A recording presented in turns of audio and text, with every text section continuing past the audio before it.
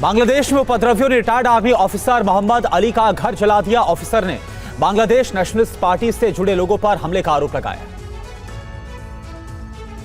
TV9 से बोले पूर्व पीएम शेख हसीना के बेटे साजिद वाजिद, बांग्लादेश में बगावत के पीछे पाकिस्तान और ISI का हाथ है। बांग्लादेश का हाल सीरिया जैसा हो गया है, अवामी लीग के लोग सुरक्षित नहीं। साजिद वाजिद ने कहा कि बांग्लादेश में हिंदुओं को जानबूझकर टारगेट किया जा रहा है। अगर मां देश नहीं छोड़ती तो उनकी हत्या कर दी जाती। अभी उनके लिए भारत ही सबसे सुरक्षित पनाहगाह। नोबेल पुरस्कार अर्थशास्त्री मोहम्मद यूनुस के नेतृत्व में बांग्लादेश में आज होगा अंतरिम सरकार का शपथ ग्रहण। अंतरिम सरकार में होंगे 15 सदस्य। बांग्लादेश के आर्मी चीफ ने इस बारे में जानकारी दी। बेगम खालिदा जिया की पार्टी BNP ने 3 महीने के भीतर बांग्लादेश में आम चुनाव कराने की मांग की है। कल ढाका में हुई रैली के दौरान पार्टी के नेताओं ने निष्पक्ष चुनाव कराने की मांग की। आज संसद में पेश होगा वक्फ बोर्ड एक्ट में संशोधन वाला बिल। वक्फ कानून 1923 को खत्म करने का प्रावधान है। पेश होने के बाद संसद की स्थायी समिति के पास भेजा जा सकता है बिल। सोर्सेस के मुताबिक समाजवादी पार्टी बिल का विरोध करेगी। प्रधानमंत्री नरेंद्र मोदी केरल के वायनाड का दौरा कर सकते हैं। सोर्सेस के मुताबिक 10 अगस्त को पीएम कर सकते हैं दौरा। वायनाड में लैंडस्लाइड से 400 लोगों की मौत हो गई। विनेश फोगाट ने कुश्ती से संन्यास लेने का ऐलान कर दिया है। सोशल मीडिया में लिखा, मां कुश्ती मेरे से जीत गई, मैं हार गई, माफ करना। कोर्ट ऑफ आर्बिट्रेशन में अपील कर सिल्वर मेडल देने की मांग भी की है।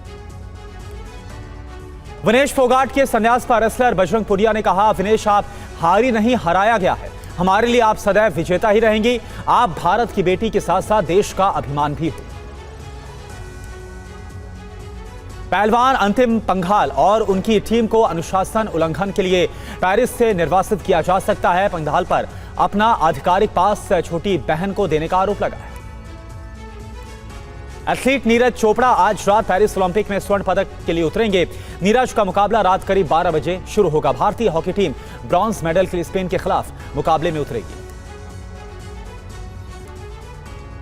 यूपी के मेरठ में हिंदू लड़के से शादी करने की जिद पर अड़ी मुस्लिम लड़की की गला दबाकर हत्या की गई। लड़की के भाई ने बीच सड़क पर बहन की हत्या की। आरोपी भाई को पुलिस ने गिरफ्तार किया।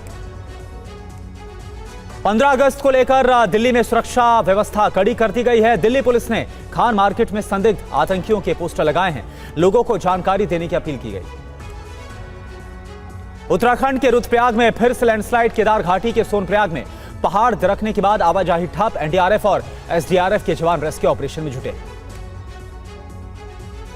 उत्तराखंड के बद्रीनाथ के पास चरण पादुका में फंसे 4 साधुओं का SDRF की टीम ने किया रेस्क्यू। कल देर शाम रास्ता भटकने के बाद फंस गए थे साधु। हिमाचल प्रदेश में बादल फटने के बाद कुल्लू और मंडी जिलों में मृतकों की संख्या 22 हो गई है। लापता 30 लोगों की तलाश अब भी जारी है। रामपुर के समेज गांव से 25 लोग लापता हैं। हिमाचल में भारी बारिश के बाद नुकसान, 100 से ज्यादा सड़कें बंद। मौसम विभाग ने कई जिलों में जारी किया ऑरेंज अलर्ट। लैंडस्लाइड और अचानक से बाढ़ की भी आशंका जाहिर की गई। वाराणसी में गंगा नदी का जलस्तर बढ़ गया है। तटीय इलाकों में घुस गया है बाढ़ का पानी। घाटों पर भी पानी भर गया है। लगातार होती बारिश के बाद प्रयागराज में गंगा और यमुना नदी का जलस्तर बढ़ा। कई इलाके जलमग्न हो गए। असम में भारी बारिश के बाद गुवाहाटी में जलभराव, सामान्य जनजीवन प्रभावित। सड़कों पर सैलाब आ गया। मौसम विभाग ने एक बार फिर से बारिश का अलर्ट जारी किया।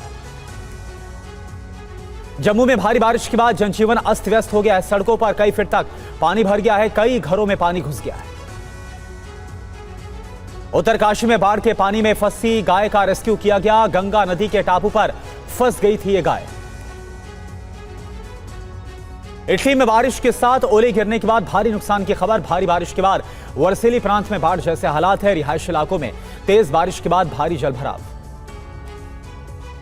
लंदन की सड़कों पर प्रवासी नागरिकों के हिंसा के विरोध में प्रोटेस्ट। 3 बच्चियों की हत्या के विरोध में बीते कई दिनों से प्रवासी नागरिक सड़कों पर उतरे हुए हैं। हिंसा में अभी तक 100 पुलिसकर्मी भी घायल हो चुके हैं।